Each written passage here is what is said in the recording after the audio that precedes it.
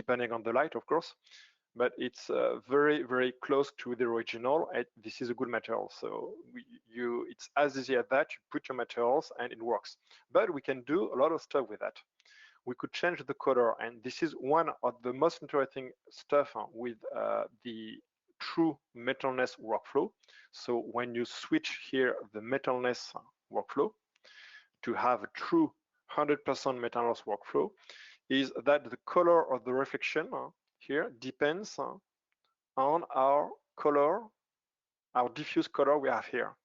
So that means if you want to have a gold material, a copper material, you just need to change your color here to a gold or a copper material,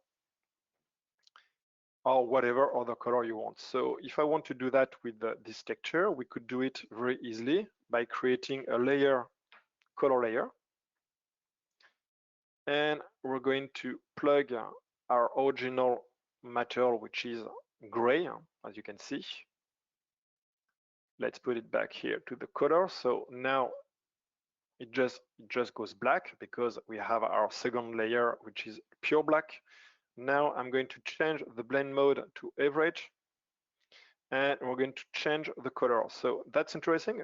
As you have seen, when I have changed the material to pure black. So now normal, it means this is a pure black.